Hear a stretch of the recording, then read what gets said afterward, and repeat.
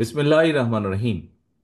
BNP আয়োজিত বিজয় দিবসের আজকের এই আলোচনা অনুষ্ঠানের সম্মানিত সভাপতি জনাব মির্জা ফখরুল ইসলাম আলমগীর, মঞ্চে উপস্থিত স্থায়ী কমিটির সম্মানিত সদস্যবৃন্দ সহ উপস্থিত নেতৃবৃন্দ, আমার সামনে উপস্থিত প্রিয় ভাই বোনেরা এবং প্রিয় সহকর্মীবৃন্দ সহ সমগ্র দেশের গণতান্ত্রিক আমি প্রিয় জনগণ, আসসালামু আলাইকুম।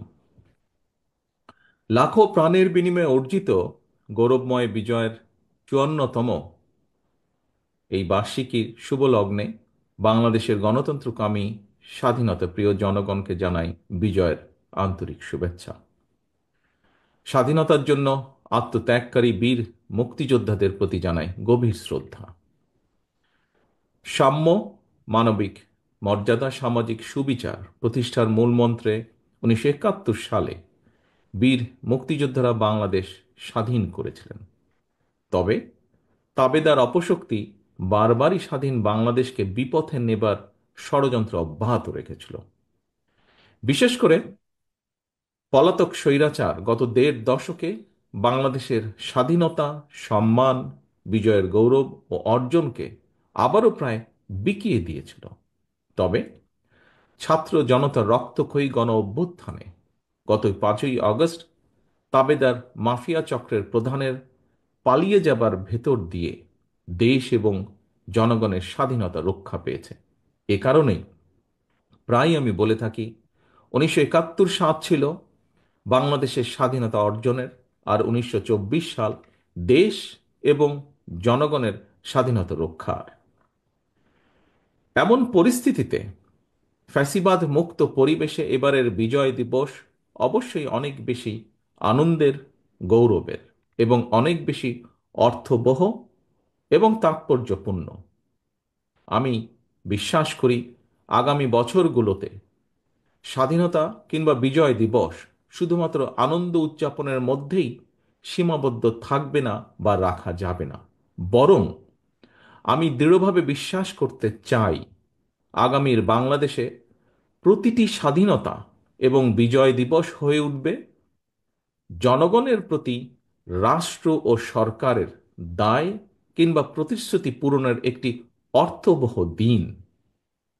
প্রিয় উপস্থিতিবৃন্দ, ১৯৭৫ সালের নভেম্বরের পূর্ব পরিস্থিতি কিংবা মাফিয়া শাসনের গত দেড় দশক উভয় সময় শাসনকাল পর্যালোচনা করলে কিন্তু একটি বিশেষ লক্ষণীয় দিক ফুটে ওঠে। কি সেটি? উভয় সময়ই আমরা দেখেছি বাংলাদেশের স্বাধীনতা, সার্বভৌমত্ব প্রায় বিপন্ন হয়ে পড়েছিল।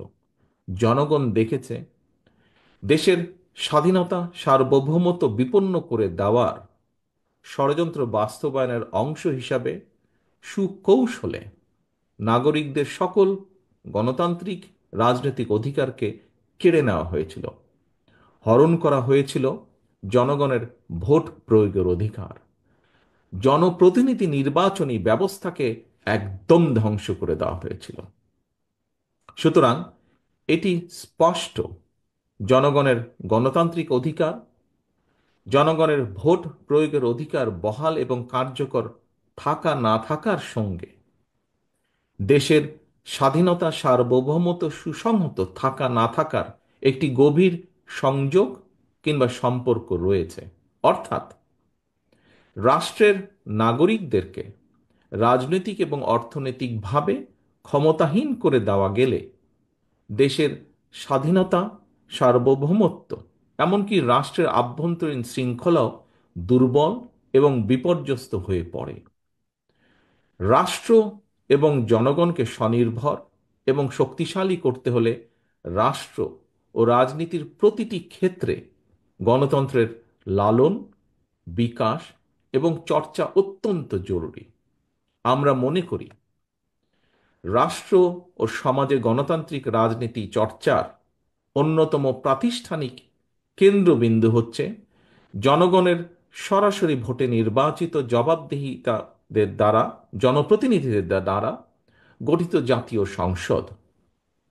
জবাবদিহিমূলক সরকার ও সংসদ যথাযথভাবে কার্যকর থাকলে জনগণের রাজনৈতিক ক্ষমতাও নিশ্চিত থাকে।